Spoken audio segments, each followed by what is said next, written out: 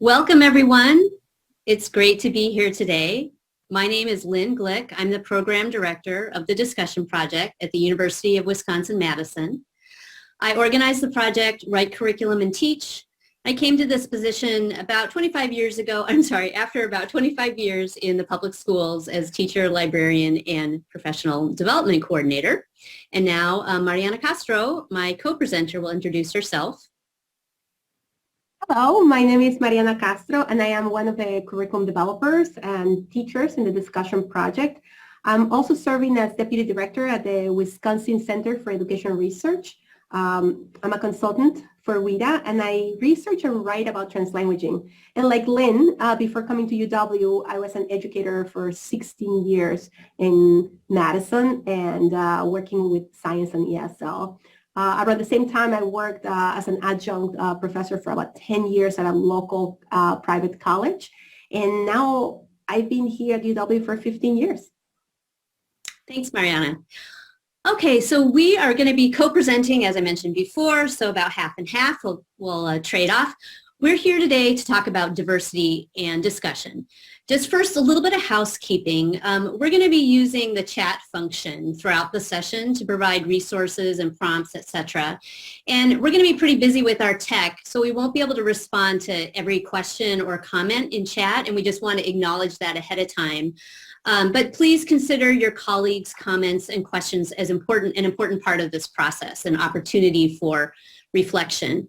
We will also ask you to write down some ideas on your own to spur thinking. So you might want to grab a pen and paper or have another window open within which to write. Okay, so you see that our title is Successful Discussion Requires Diversity, Equity, and Inclusion. And we believe that at the Discussion Project, but we're going to take it up one more level. And the Discussion Project is going to say that we think that valuing and promoting diversity, equity, and inclusion requires that we engage in discussion, especially in our classrooms. So let's pause and think about this for a minute. Why would diversity, equity, and inclusion require us to have good classroom discussions?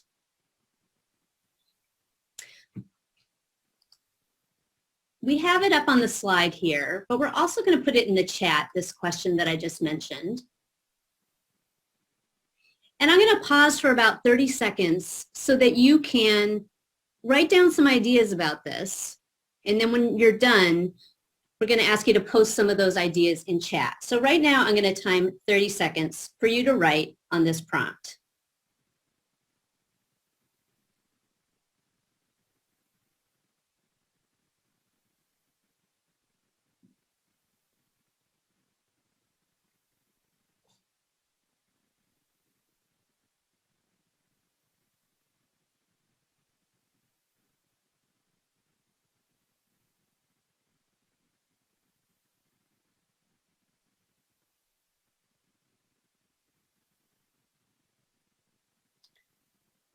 Okay, if you just entered the session, we just asked people to write on this prompt that's on the screen. And now if you'd like to go ahead and post ideas in chat and read others, go ahead and post your ideas, your answers to that question in chat.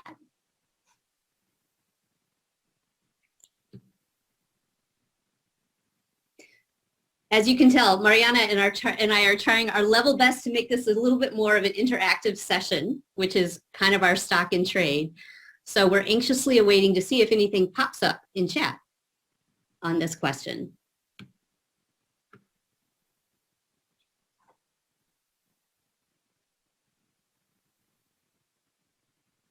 I don't know if there's a delay or perhaps we'll carry on after that experiment. What do you think, Mariana? I think we will. Okay. Well, we'll answer this question ourselves, which is actually not what we encourage always in the Discussion Project, but here we go. Here we go. Something's coming through. Now we're getting some ideas coming through. Thank you. All right. So and the time that it appears. Yeah. Okay, we're seeing things about different perspectives, increasing engagement. All right. Learning from each other. Right, excellent. And I think these will keep flowing in, and we're going to let that keep flowing. Good to know that there's that delay. All right. Allow for participants who may have different processing times and styles. Thank you. All right, so we hope that gets your wheels turning as you see what your colleagues are saying. We certainly wanted to invite everyone to engage early on in the session. It invited a range of diverse perspectives. We're going to see that coming in, and we think that's really important for learning together.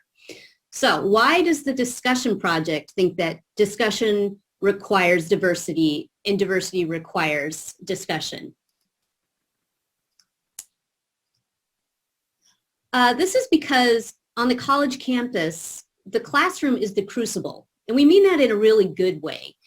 It's the crucible where through the fire of learning, something new is produced, knowledge, skills, and practices that lead to a deeper understanding about each other.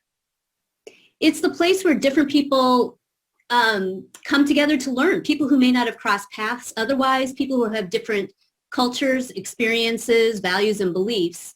Classrooms can be some of the most diverse places on campus. And we want to benefit from that diversity in teaching and learning. And we can do that through having what we call in the discussion project, discussion classrooms. But a discussion classroom doesn't happen magically.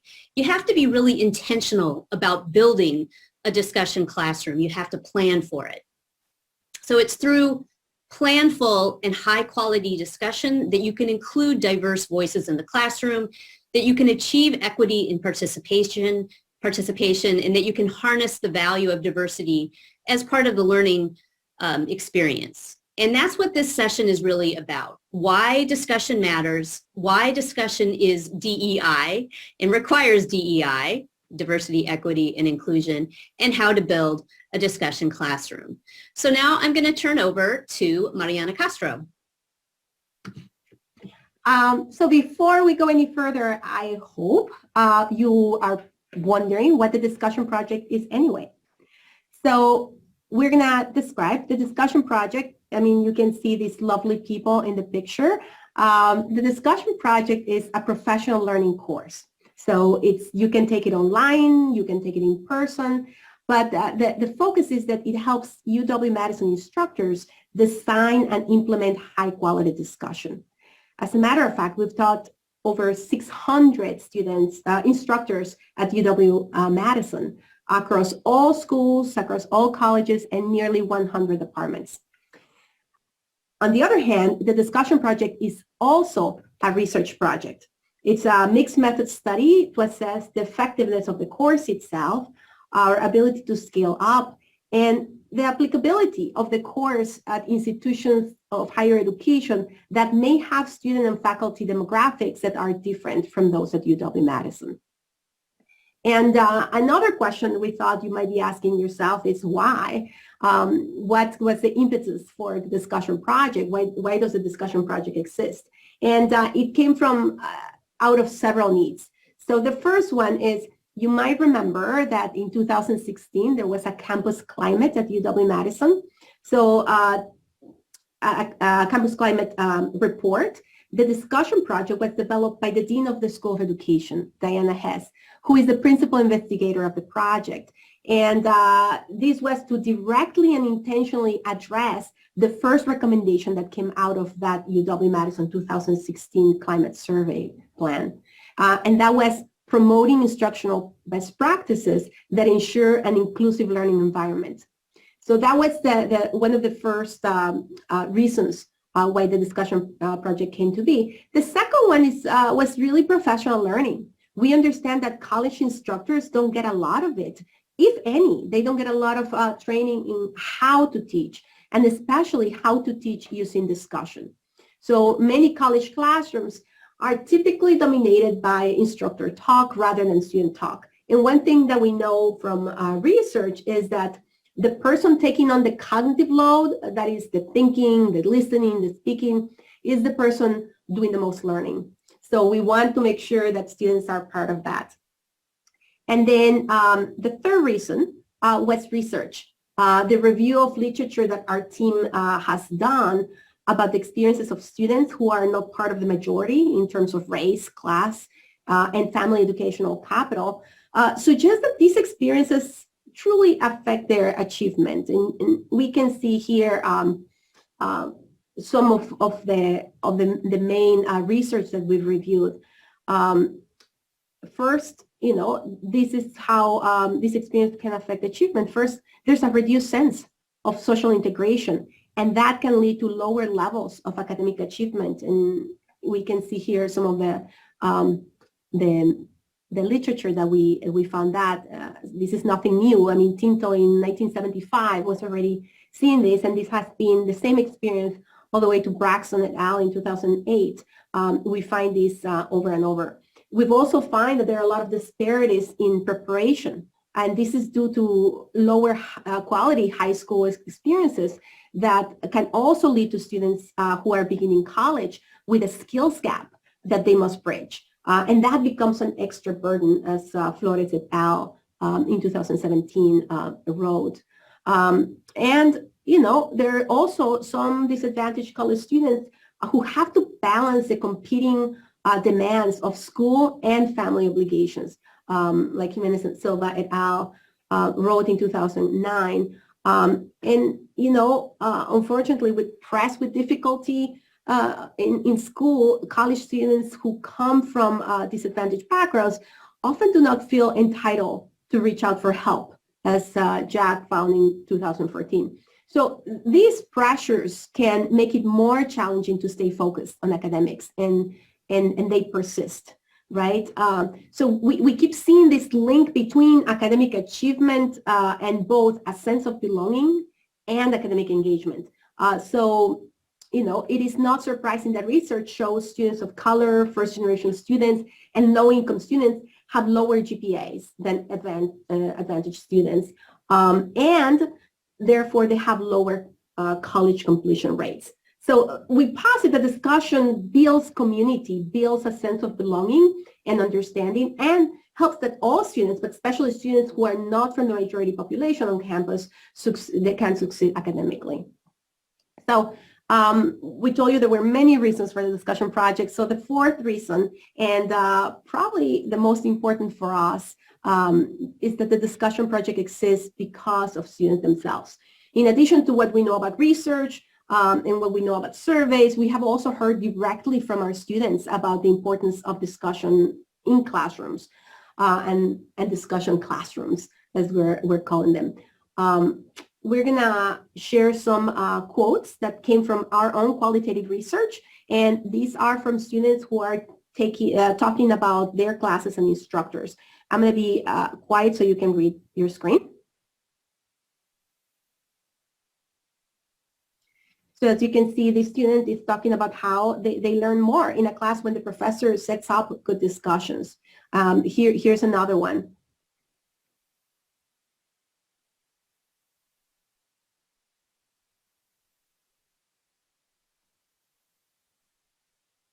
For accessibility purposes, I'm going to read this one out loud because there's quite a bit of text. It says, I think, over the course of time, we get more comfortable with the students in your class. So you become a little bit less self-conscious. And they named the instructor was really great at cultivating an environment of just like, there's no judgment here. There's no judgment here. And we're going to see one more. And all of us are willing to talk. None of us are very shy anymore because we're very comfortable with each other. And that's like a good part of what FIG should be, is that we're all comfortable with each other. So as you can see, discussions provide a time for students to ask questions. I think there was one more. Sorry. Discussions provide a time for students to ask questions we wouldn't be able to in a larger lecture. Having a teacher set up an organized and functional discussion greatly improves the classroom dynamic and allows students to take a more active role in the classroom and in their education. So I'm hoping that as these things are, as you're looking at the data, as you're looking at the students' voices, you're beginning to think about this issue of equity and discussion. What we're going to ask you to do now is, wherever you're taking notes for today, to write up the following prompt. And the prompt will also be in chat in a little bit. Is how might discussions enhance equity for the students you teach? So we want to bring this to your own experience, and we're going to give you about a minute to do this.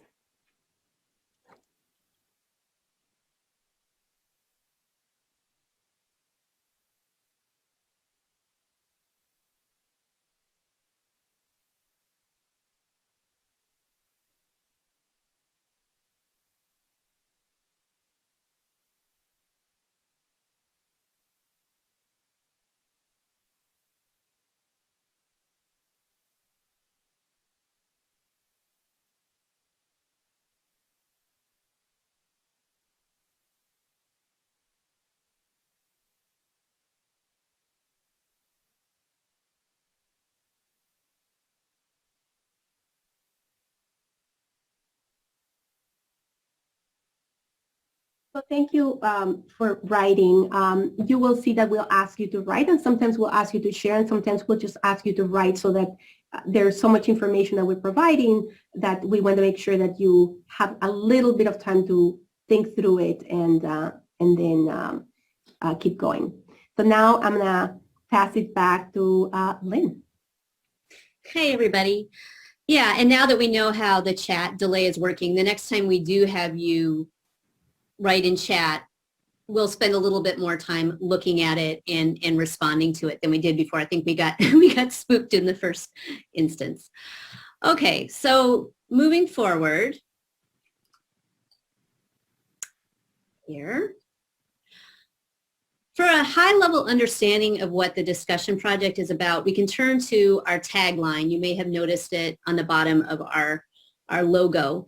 Our aim at the discussion project is to support instructors in helping students learn to discuss, that is, learn the skills of discussion. And those skills are skills that you can learn, improve upon, practice.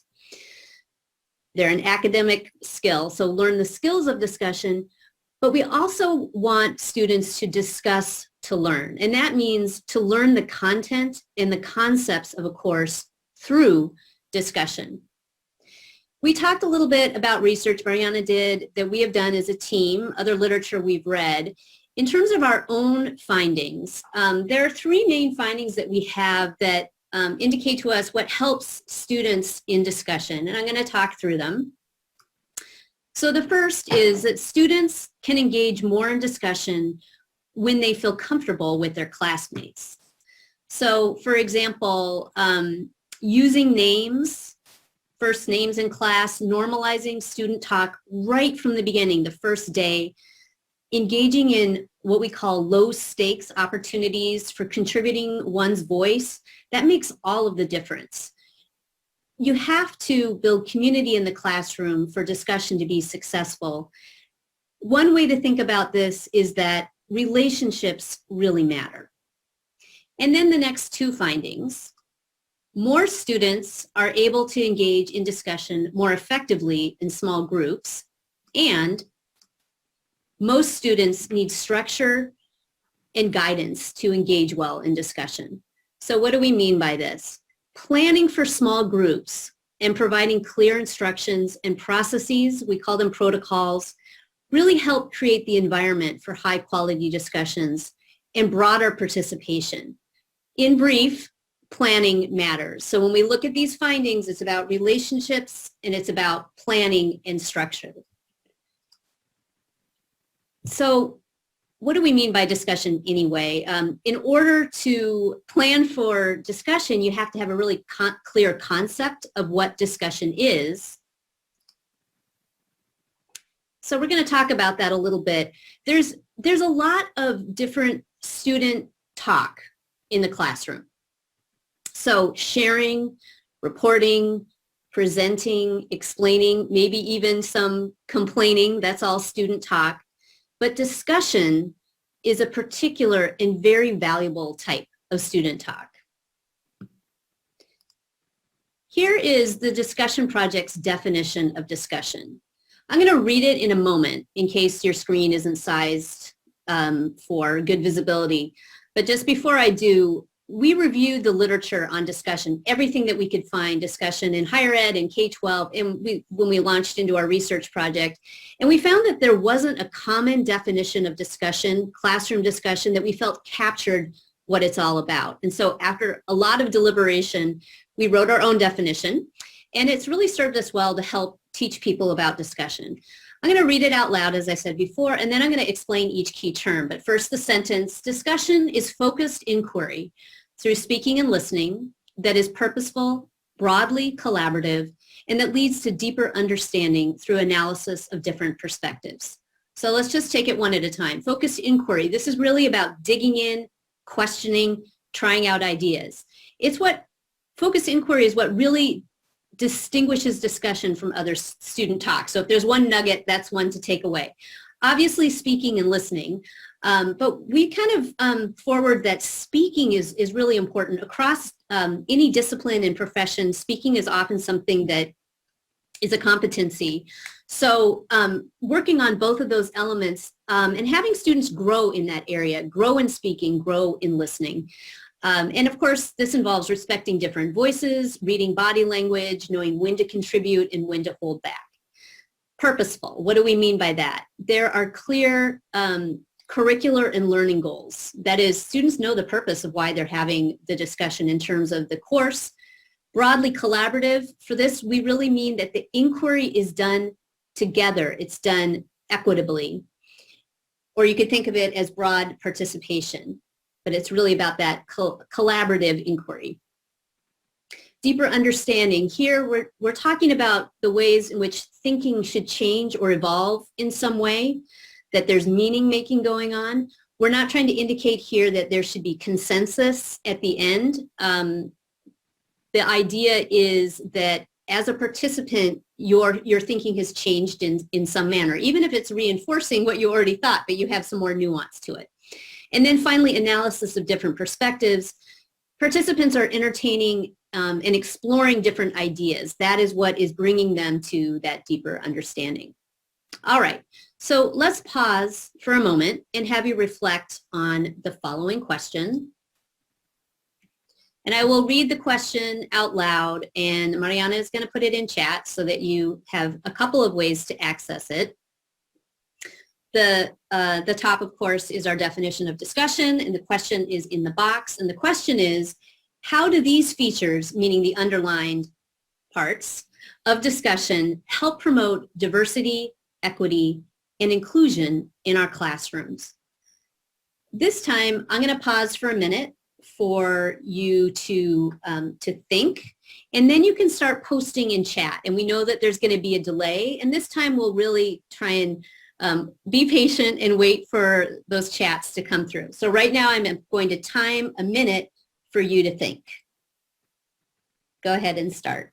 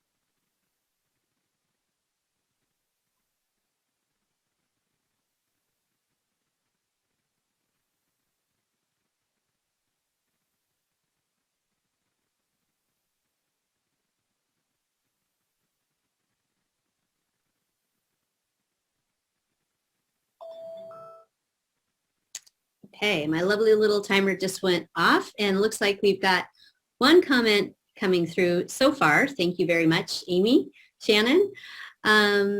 So I'm going to read that one out since it's our first one. It builds empathy to take on perspectives of another person. Yes, thank you. You know, empathy is something that, you know, we're all aiming towards building this sense of empathy. I know there was some writing in the recent past about how reading literature can help you build empathy. So we need to think about that more in the discussion project. All right, consideration of new ideas. I'm just going to let a few more come in. Mariana, also you feel free to comment as well.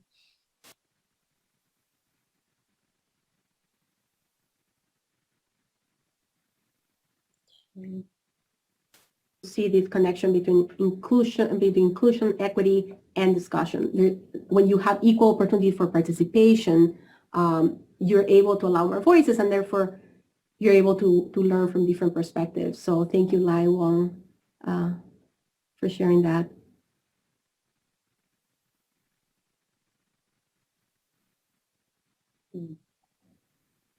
I love how Brianna even numbered them. Yeah, that's good. That's very good. Yeah. This idea of creating space for others is very important within a discussion. I think one of the concerns often we have from our participants is that there are certain students who are dominating the discussion, and how do you dial that back? How do you create the kind of community where there is space for all voices?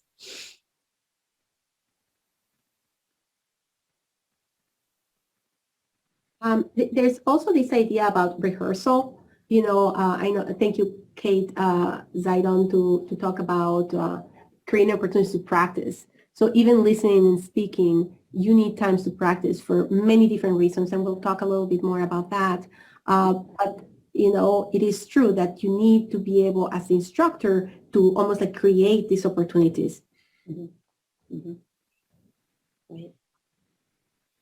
Yeah, and this idea of different speaking styles that Katie H has put out here is really important as well. And that's part of the relationship building is once students are getting to know each other and they know you, there's just more opportunity for people to be their authentic selves and be working on their speaking skills in the style that they are, you know, sort of have chosen or is most comfortable to them.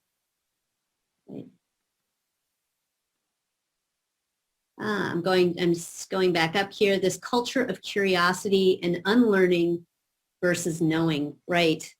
I think that is right, nails it right on the head in terms of, you know, what students are looking for in a classroom is that sort of motivation that, you know, that comes from this curiosity. And I think when we think about UW-Madison, the Wisconsin idea, we really want to foster that sort of, you know, curiosity to think in new ways. And that requires, you know, hearing from a variety of people, a variety of perspectives.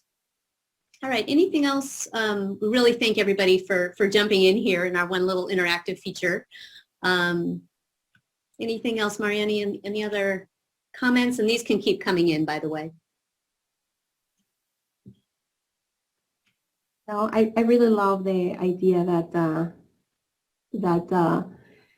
people are talking a lot about this interactive, you know, discussion is interactive.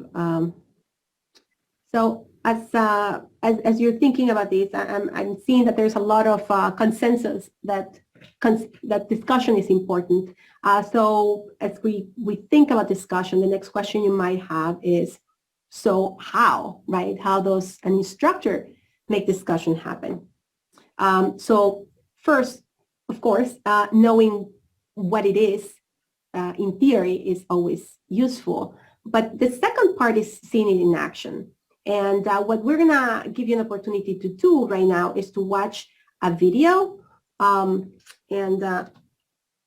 I wanted to, just because now you have to scroll all the way back up to look at some of the definitions of discussion, I just put it in the chat again. But as you watch this video, we want you to remember this definition. We want you to remember this. Oh, thank you, Lynn. And we want you to to think about how you observe that. What characteristics of discussion do you observe? Remember, discussion is focused inquiry through speaking and listening that is purposeful, broadly collaborative, and leads to deeper understanding through the analysis of different perspectives. So after the clip, you'll hear us talk about the ways in which the discussion fits our definition of discussion and the ways in which it could be improved. So the video is a short video. It's about 7 minutes. Here we go. Hey, and just to note, actually looking at the way that Mariana put the features in chat is maybe more helpful than reading the definition. So if you're kind of looking at those features with little bullet points, that will help you. Okay, so this video begins silently with a slide, so don't worry if you can't hear it immediately. Fingers crossed.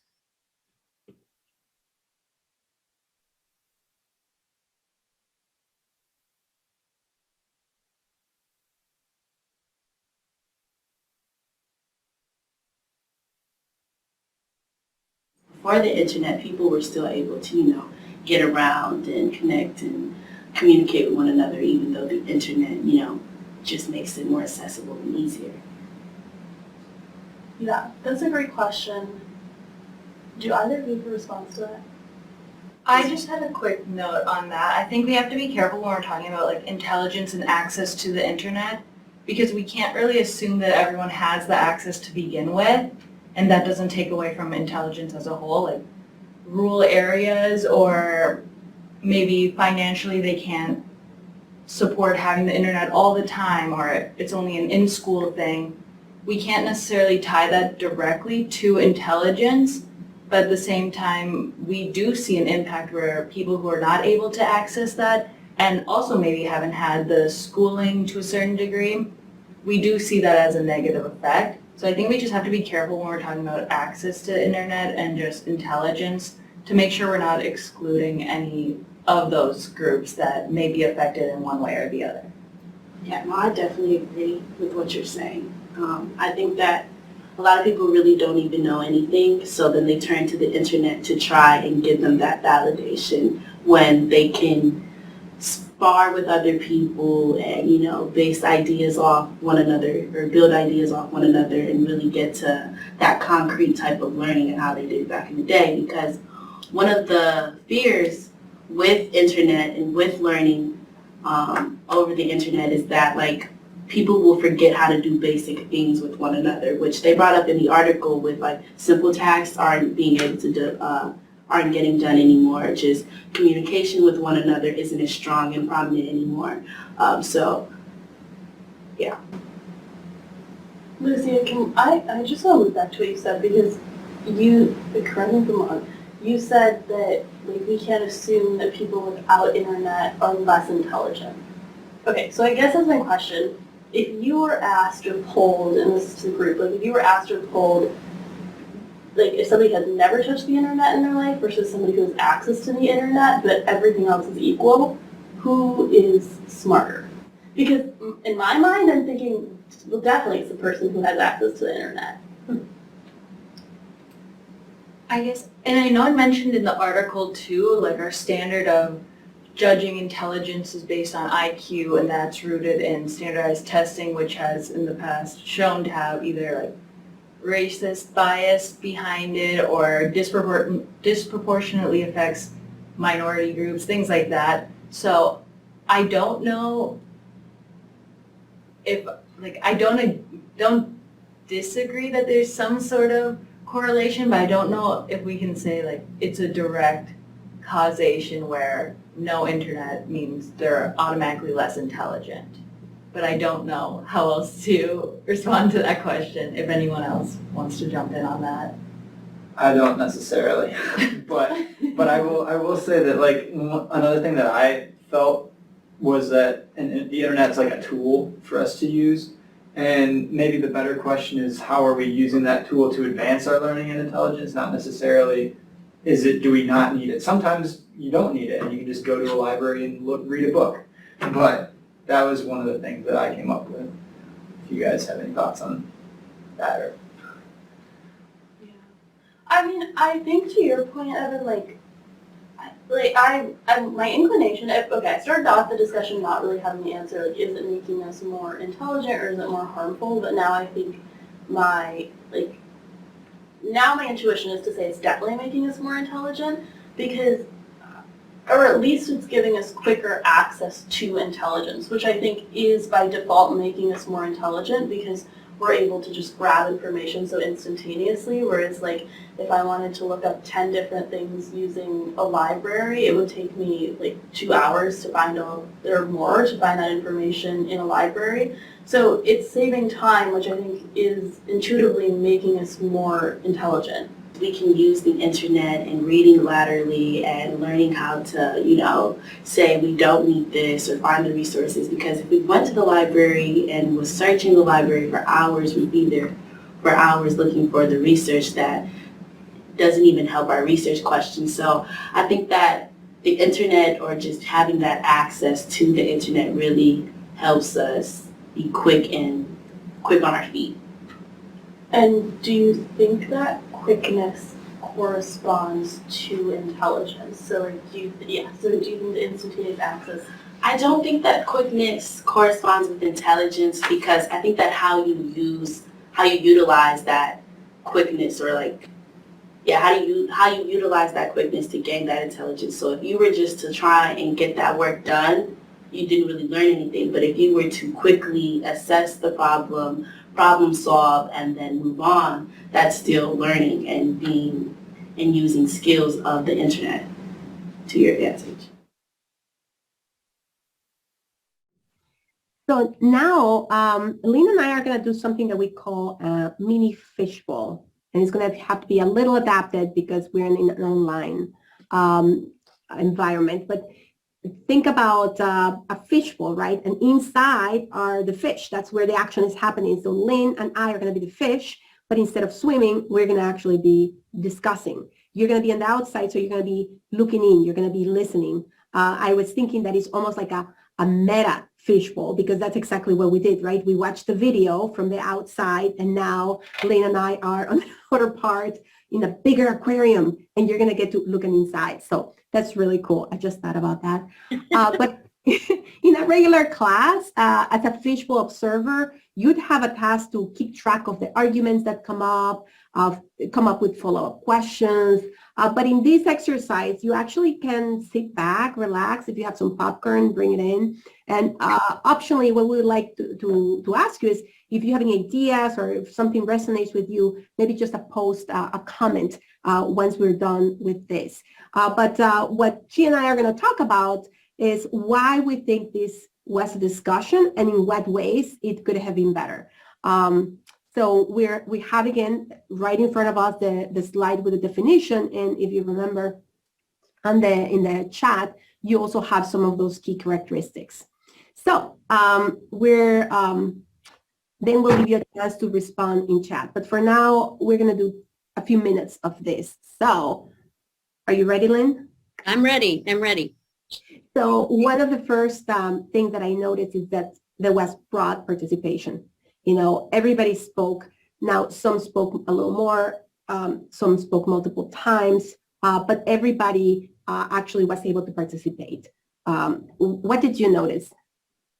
Yeah, I noticed that too. The young man spoke the least, but they felt very comfortable exchanging, and they all took part.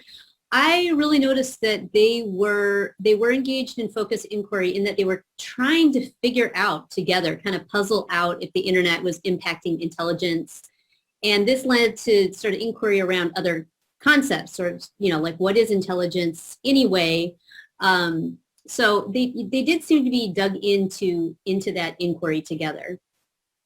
Yeah, I noticed, like, there was that focus even in the background. The question was like right on the board. And the people, when they were talking to each other, they kept going back to this inquiry. Like, at some point, they're like, okay, yeah, you gave that perspective, but does that mean intelligence? When people were talking about speed, I thought that was interesting. And that led me to also see that there were different perspectives being not just shared, but analyzed. So there was an analysis of these different perspectives, and they certainly had different ideas about this, but also express uncertainty about their own positions. So I thought that was very good. Is there anything else you noticed either about perspectives or something else? Yeah, I mean, well, thinking about what you just said about uncertainty about their positions, I think it was Abra who said at the end, well, I was thinking this, but now I'm thinking that, my intuition is such and such, it's sort of in change. So there was a sense that they were coming to deeper understanding. Again, there wasn't sort of consensus in the group, but they were expressing that, this has affected my thinking, my understanding of this question. And I always think every time I see some of these videos, it's just a very short period of time. So there may have been additional conversations before, after, actually, because we edited the video, we know that there was more to it. But you can imagine that in a class, there are different things that you do to do that. But so as we're looking at the quality of the conversation, what else could have been improved? One thing that for me, I feel like would have gotten us a little farther, maybe defining intelligence ahead of time, either by providing a definition or actually together as a classroom defining it and coming with a consensus of what we mean by intelligence. Because I think the question about speed versus, whether that was part of intelligence or not, or efficiency, that kept coming up. And I feel like if there had been a definition, it would have been a little bit more bounded. What about maybe may also perhaps stick to the text more? I did not hear a lot of connections between the resources, the curricular resources like text, and it was more kind of like what they were thinking. How about you? Yeah, I mean, like you, I feel like, a discussion on this kind of a topic can go on, for a while, and we just got one snippet of it, but we kind of heard Avra coming to a deeper understanding.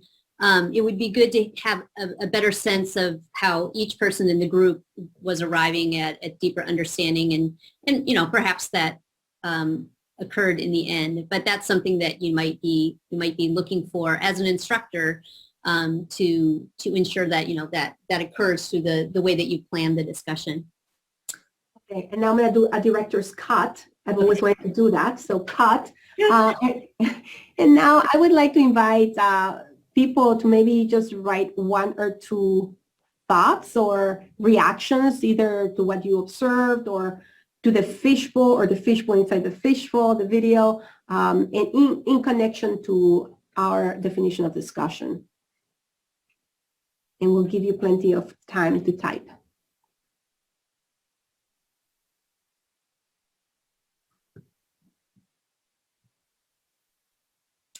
And I've just written in chat something of a prompt based off of what Mariana just said, and it should pop up in a minute.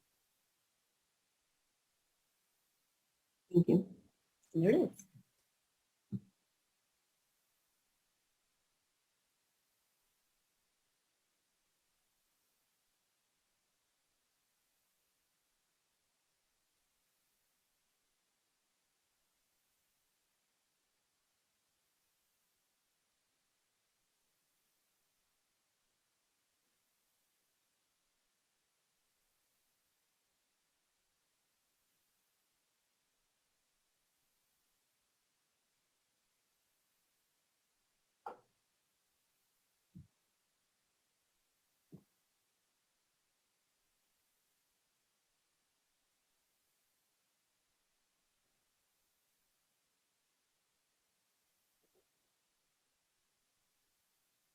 One of the things you could post is you may have seen different things in that video of the classroom discussion, and perhaps you have a different perspective than mine and Mariana's on some of these elements and how they were exhibited or not.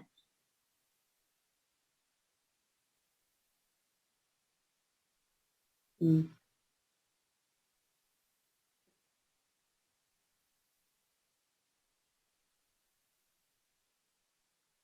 We have a peer high school teacher. Mm-hmm.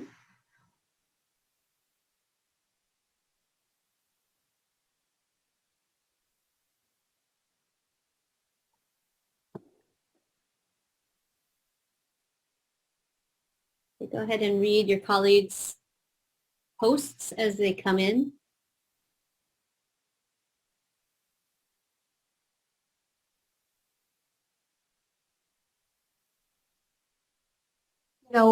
We had not planned on talking a lot about this, but really stating not just the purpose, but the directions clearly is key. And just doing a little bit of a meta here. We're trying to provide information in different ways. And if you notice, there's the slide and then there's the chat. How you use it and when you use different resources is really up to you. And sometimes, it's going to look differently if it's online versus if it's in person. But I think those clear definitions, clear instructions, clear purpose, you can never be too explicit, I feel.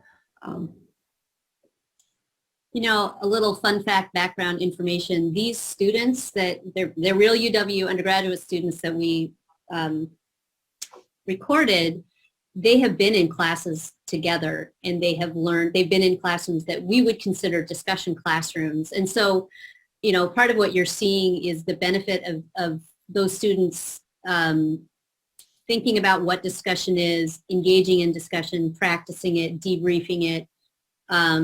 Debriefing, what I mean is debriefing the discussion. How did we do in that discussion? So just kind of going back to what Mariana said in terms of like clear purpose, also clear purpose around teaching what discussion is and how to engage in it, how we treat each other. I think I'm looking at Margine here saying I really like how they passed off or invited others to chime in and respond. They built off each other, offered different perspectives. That's something that students, they need to learn how to do. They don't necessarily immediately know how to engage in that kind of discussion activity. Yeah, and those engagements are cultural. They're culturally bounded. And when I say culture, I'm not talking big C, big groups of people, but it's within your own classroom culture. So it means that you create a practice that is unique to your course. And the great thing is the more people do it, the more it becomes an expectation also of students, and students start taking ownership of that. I've heard so many times people who say, well, collaboration is too hard, or only one person ends up, deciding what the answer is. And all of this goes back to clarity of purpose, but also creating guardrails or creating kind of the expectations. So and Lynn is going to talk a little bit more about how to make the magic happen. But it's all about planning. Mm-hmm. Yeah, and in fact, I'm looking down, and our apologies if we don't hit every comment that's here in the chat, but I'm looking at what Peter asked about the preparation that led to this discussion. That's a good question. And what we had the students do was read a number of articles, and we sort of laid out some ideas ahead of time that were really kind of open questions, and asked them to build their own questions or have them sort of at the ready. That purpose for reading a text that you're going to bring into discussion is very important, providing some guidance on that. And yeah, Mariana, do you have something to add in? I just wanted to talk about Aaron towards the end. Like, he asked such a great question about how certain discussion norms train students to get people to talk for the sake of talking versus just productive combo.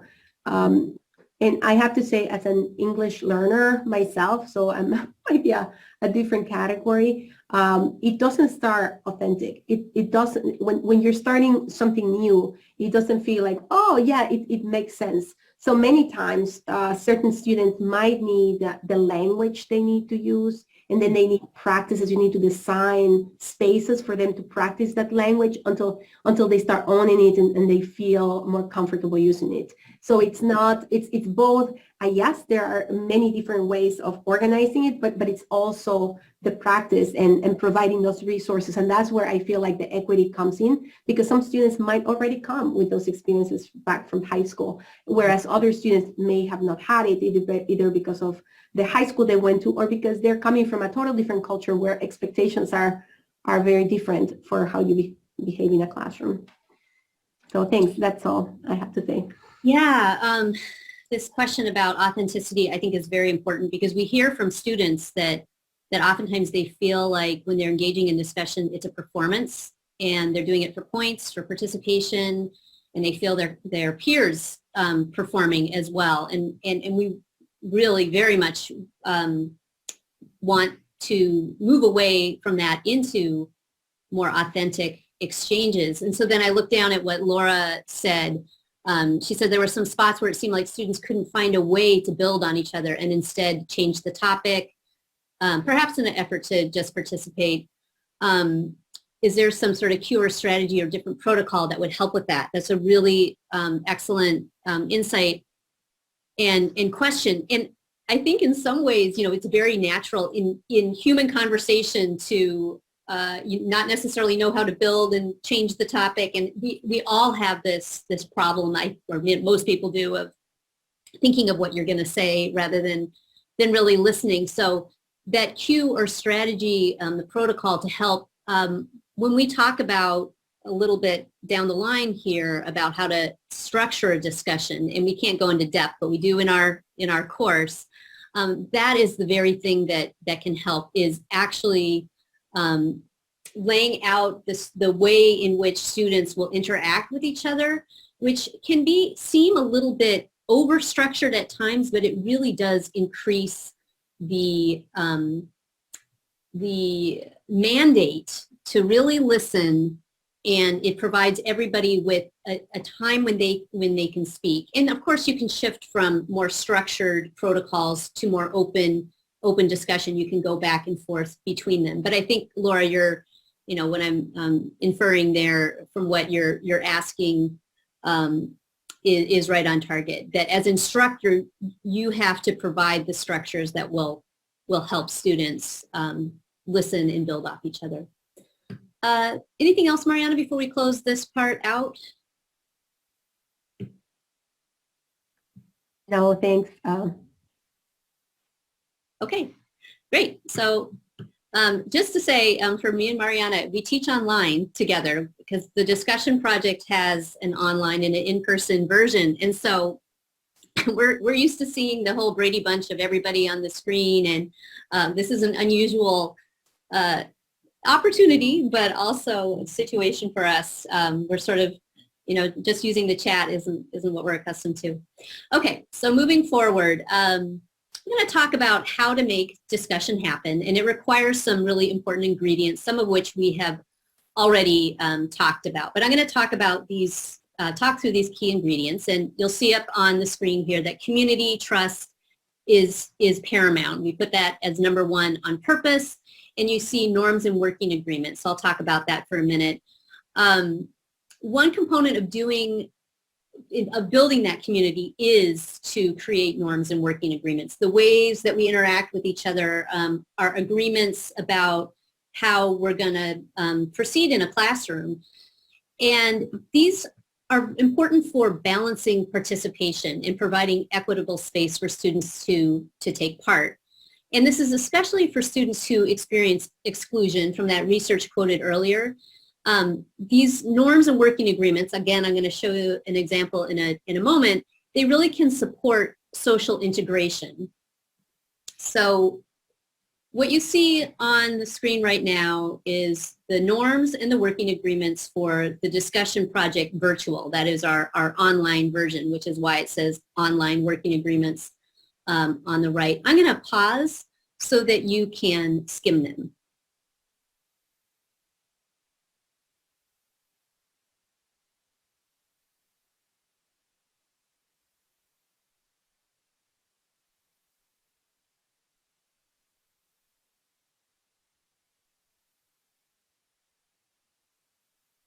All right, so the first thing to say is that these are not etched in stone. These are the norms and working agreements that we use in the discussion project. In your own class, you would need to build them with your students, or you can come with a set that then students contribute to revising, or you use them for a while and then make them living, check in. How are we doing with these? Do we need to revise? Do we need to add?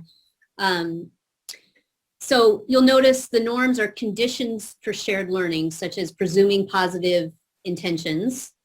And those online, as we have them here, working agreements are really about procedures that make the class run well. So for example, in the discussion project, when we teach online, we really require that everyone have on their video camera, unless of course there's some extenuating circumstance, but we motivate that. We explain why that's the case. And so that's one of the agreements that we have together. So of course, key to all of this is building and maintaining relationships. And the best way to do this is for students to get to know you as instructor, to get to know each other as peers, and really importantly, this seems very simple, but use names to refer to each other. And you notice that's one of the working agreements we have. And then I already mentioned, making these living, referring back to them frequently, checking in on how the class is doing, and revising them. All right, so to carry on with the ingredients, we already have community trust. The next one, we've also mentioned clear curricular purpose. Students really need to know why they're having a discussion, how it relates to the overall learning goals, and how it will help them engage in the content. And for students who are becoming familiar with the context of higher ed, or who have not had much discussion experience in their high school, for example, this clear connection to the content can help them make the activities relevant for their learning.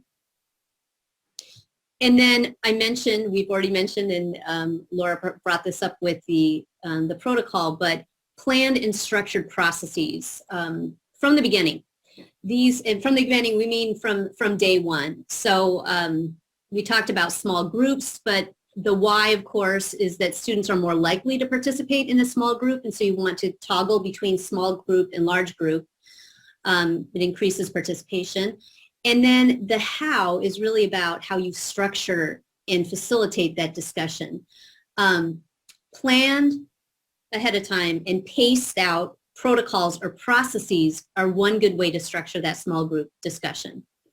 And these can benefit students who may be learning English as an additional language and who have a different learning preference. It gives them an opportunity to think, to rehearse, and basically to prepare.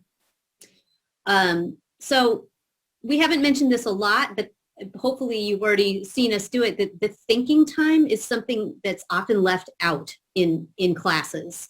And we understand that it's coming from a good place of I have this content, I really want students to be able to learn it, but without those pauses for allowing students to think, so that they can contribute, it often really limits who is going to take part.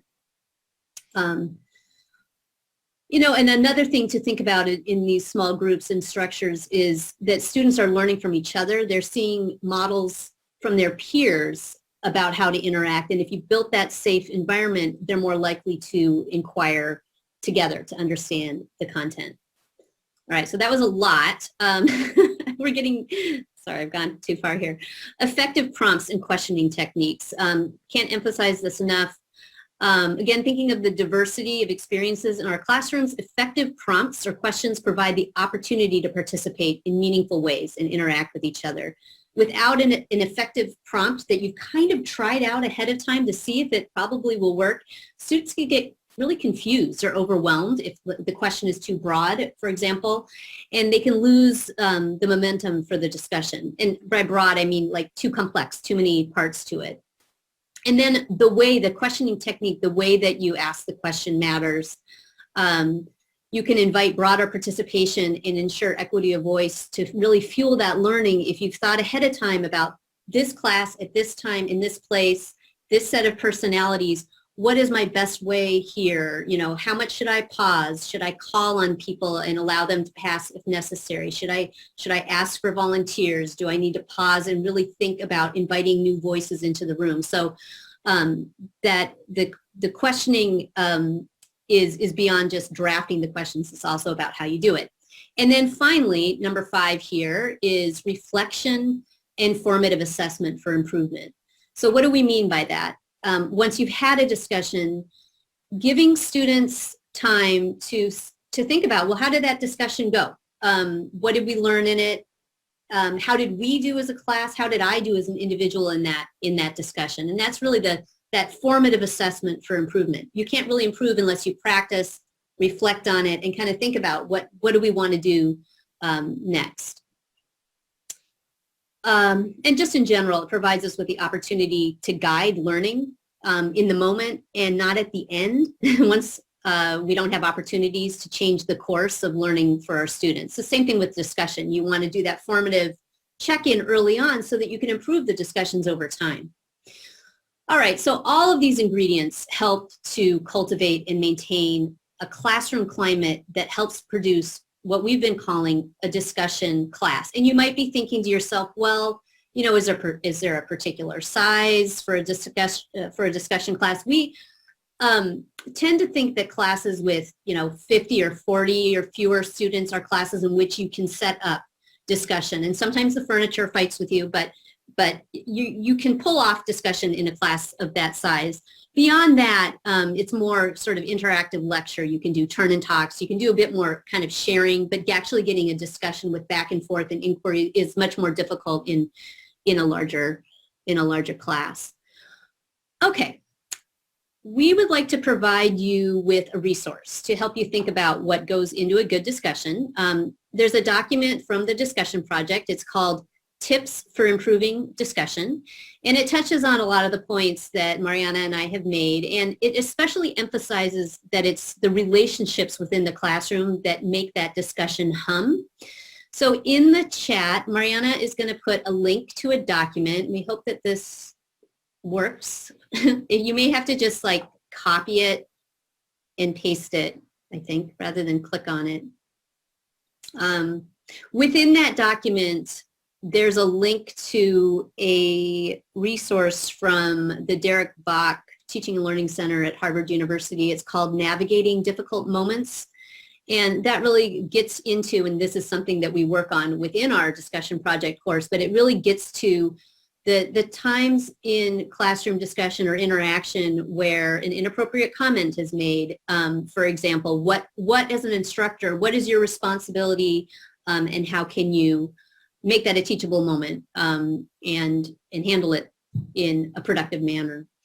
So we hope that you take that away and have a look at it and that it's helpful to you. All right, so why discussion matters. This is sort of like a little bit of our beginning to tie up here. We know from our research, from our classroom observations in the discussion project, interviews with students, we know that classroom discussion and the important learning that occurs in a discussion can't happen without attention to planning for diversity, equity, and inclusion in your class. The community, the structures, the routines that include all students. And we contend that a campus that values diversity, equity, and inclusion is one that fosters discussion in classrooms and where students can learn together and come to know about each other's experiences and ideas. And when we consider the well-researched finding that students learn more in college and are more likely to complete college when they feel a sense of belonging in the classroom, and especially students for whom the majority culture on campus is different from their home culture, we can see the ways in which a discussion classroom with trust and community is more inclusive, and it's going to lead to higher levels of learning. So now I'll hand off to Mariana. Hey, and we're getting towards the end. We want to shift towards closing. A couple final words. This was just a small sampling of what we do in the discussion project, and in a very different format than we typically do. Typically, we do a lot about providing content, and we model throughout the whole course. We also provide opportunities for practice, and we create spaces for instructors to have time to implement those ideas. And the best resource that we could provide you is just an invitation to our discussion project course. We want to give you an idea of what the course looks like. So here are the modules of instruction for our online class, which is very similar to our in-person course. Of course, it's equivalent.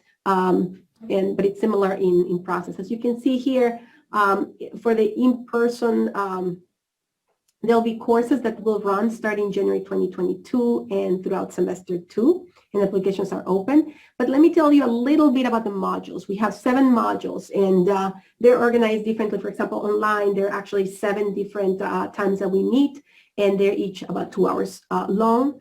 And we start with building online community, and this is one of the things that Lynn talked about. It's very important if students are not feeling they belong, they're not going to be able to participate in the learning. And as we talked about before, it's something that you start, but also you keep throughout the whole, you're always building and you're refining and you're maintaining community. So we start there to give some ideas on how to do that. And then we dive into discussion in this particular definition that we shared with you today and what it looks like so that we can see movement towards discussion and not just student talk. Not that student talk is bad. Remember, discussion is one type of student talk, and all student talk is important, but the course is on the discussion, and that's what we call the discussion project.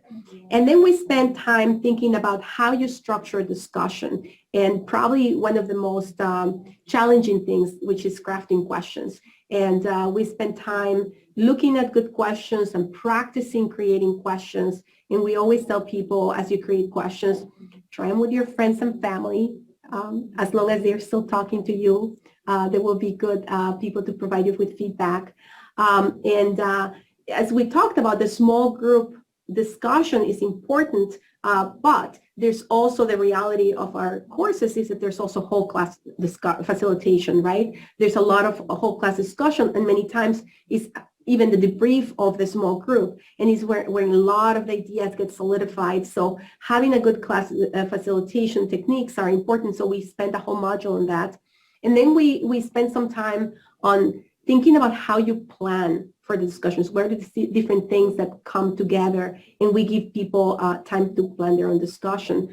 We also talk about assessment, and Lynn knows that I love assessment, and we talk about assessment not in the gotcha summative assessment for scoring purposes, but we talk about assessment as a process, a formative assessment process, where you're getting feedback that is meaningful to you as the instructor so that you can improve your facilitation of discussions, as well as gathering information so that you can provide feedback to your students so that they can improve their own discussion. So everybody improves discussion. It just takes practice and it takes feedback, because otherwise you do the same things over and over, and without the feedback piece, you're not going to do anything differently, right?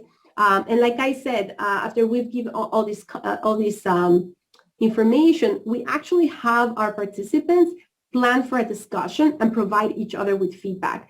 And that is one of my favorite modules of the whole course, because you're having instructors who are teaching everything from philosophy to engineering courses to science, and they're sharing with each other. And you're going beyond the content and really thinking about how the goal is, like, how are we going to engage students in meaningful discussions and use protocols and use techniques that are going to help people work with each other. And then we end our module as we began with the idea of community and how you maintain community. And I always, Lynn is going to get tired of this, but I always give her credit because I just find it fascinating that we're always thinking and talking about building community, but maintaining community is important. And very often what we have to do is repair that community. And what that means is, like Lynn mentioned, sometimes someone says something in class and sometimes it's a peer, sometimes it's the instructor themselves, right? So how do we react to those? So again, we have situations that have happened. We talk through scenarios. We give feedback, but a lot of by that time, everybody has we've built enough community that people are supporting each other and providing and sharing expertise. So that is kind of in a nutshell our modules. And like I said, we have an in-person course, and that's 3 full days. We limit enrollment to around 25 participants for each series, and it's very interactive. Like I said, we believe we have a learn by doing type of experience. The discussion project course is free and open to any UW-Madison instructor, so that's the great news. So you leave with your document for tips, but you also leave with the knowledge that there are free resources for you. And like we mentioned, if the in-person version works for you, we will be running that one again in January. If you would prefer to take the online version, there are a number of series in winter and spring. Actually, Lynn is going to help us put the link to the application so that we can see all of you soon. And then we're going to show you some testimonials from people who have taken the course, and the print, we apologize, is small, so I'm going to be reading those out loud, and that's also why I'm apologizing, because I'm going to read them out loud. So Kathy Kramer, she's a professor in political science at right here at UW-Madison, and this is what she said. I was fortunate to take part in your training last month. I am not exaggerating when I say it has changed my life. I am teaching a 15-person and a 50-person undergraduate course this term, and I am using the skills you taught me each class session. It has made me think differently about my teaching, and I am quite sure the students' experience is all the better for it. Thank you, all, for providing a fantastic service. And then this is Candice Anderson, Amy. She's a PhD student and teaching assistant. We get a lot of teaching assistants. She is in the curriculum and instruction in the School of Education here at UW-Madison. And she says the opening activities to promote immediate class engagement, rubrics for virtual learning, experiences engaging with different discussion techniques, rather than just reading about them, they were all extremely useful for my practice. Our discussions allowed us to collaborate with other teachers in various fields across UW to lesson plan and brainstorm great ways to structure our time and create inclusive learning environments. So as you can see, we get some people who are just starting the learning career, their teaching career, and some people who have been teaching for a while. And we have one more, Brandon Block. He's an assistant professor of history at UW-Madison. He says, I would strongly recommend the discussion project to every UW-Madison instructor who teaches discussion-based classes or wants to integrate more discussion but isn't sure how to go about doing it. The workshop not only offers practical strategies that can be implemented immediately in the classroom, but access to a network of colleagues across campus who are passionate about teaching and learning. I left with a much firmer understanding of why discussion is important and how to foster a classroom community that celebrates the voices of all students. And we wanted to provide testimonials, not just to say, look at us, but we wanted you to hear other voices. We were thinking about how we could bring other voices into our space today. We hope this session has helped you and has piqued your interest in our professional learning series. If you are interested in the full discussion project course, please visit our website, and thank you again for being with us today. Lynn, do you have any parting words of wisdom? Oh, just again, thanks for everybody's attention. We will find out later who visited us today, but we appreciate your time, and we hope to see you in the discussion project. Thanks.